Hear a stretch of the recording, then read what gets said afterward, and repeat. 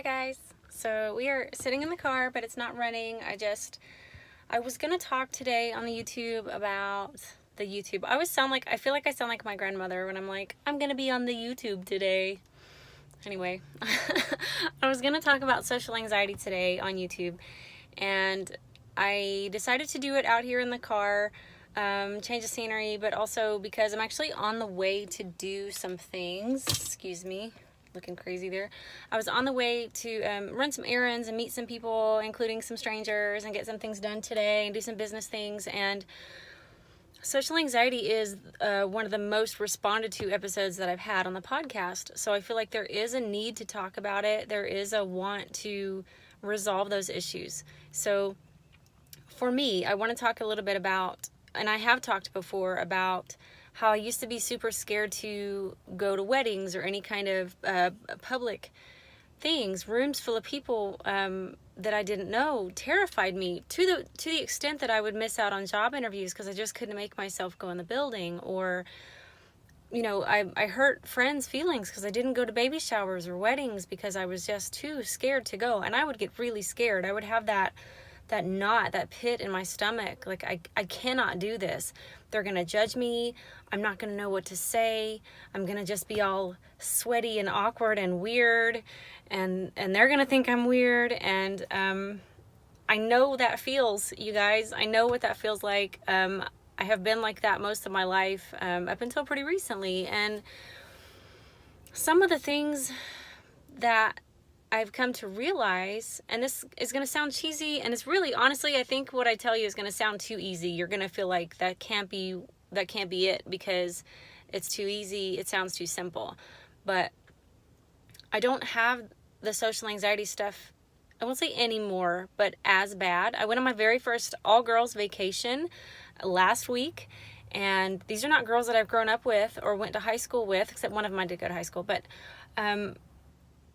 it's not something that I would have done even 2 or 3 years ago. And I went and I had a great time, and it was a positive experience. It was a really, really fun time.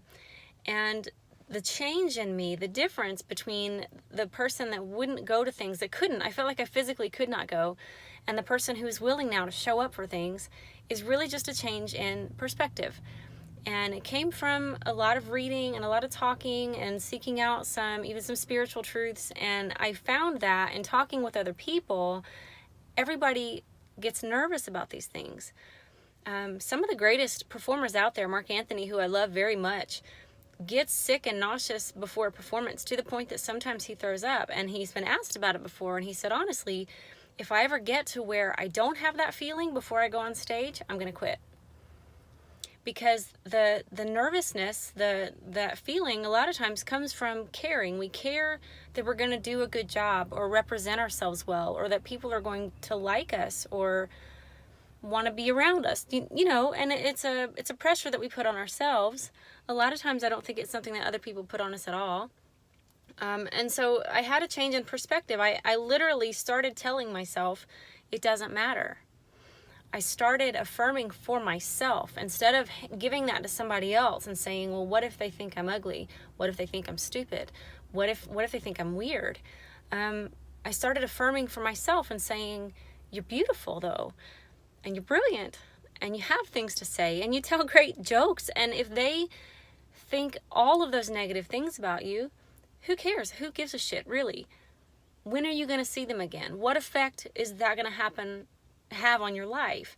And walking myself through that, okay, let's talk about that. Let's talk about if these people at this wedding or this baby shower or this job interview think that you're an idiot, they think that you're the strangest person they've ever met, what negative effect is that really going to have on you in the long term? You may not get the job, but okay, you'll get the one that's right for you.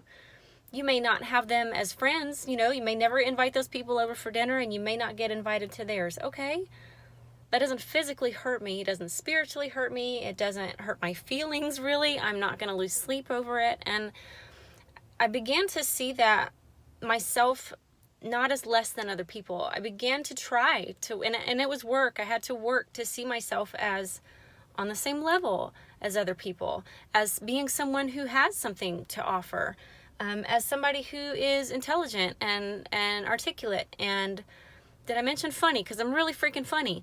And as I began to believe those things about myself, I felt more confident in rooms. And as I observed also other human beings, I noticed that everybody else gets nervous too. That even the most brilliant minds don't consider themselves the most brilliant minds. We're all in this together. This is a human experience.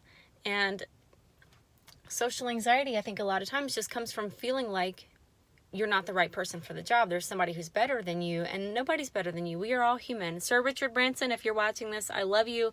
I would, 2 years ago, if I ran into somebody like that, like Tony Robbins or Richard Branson, or even an actor that I like, Kevin Costner, I wouldn't know what to say. I'd be dumbstruck. I would feel like I don't have anything to offer. I don't have anything to give in this conversation. And now, if I ran into Richard Branson or Tony Robbins or Kevin Costner or anybody that I would consider important, impactful, a cool person to me, you know, I'm at loss for words now, but I would know that they're going to find me funny. They're going to find me brilliant. I do have things to say. I have questions to ask. And so I think that a lot of times our fears are imaginary. They're irrational when it comes to anxiety. And the good news about that is that they are easily conquerable. They are very, and I don't mean easy like it takes one time or it's not going to feel like a struggle. I just mean easy like you can beat them. You can get over them. I don't mean to trivialize, and I want to be careful with that. I don't mean to make it sound like I think social anxiety is a small thing, because I don't. I know that it's a very real thing and that it can affect us physically. It did me, and I get that. But I think that the first step towards believing that you belong is simply just believing that you belong.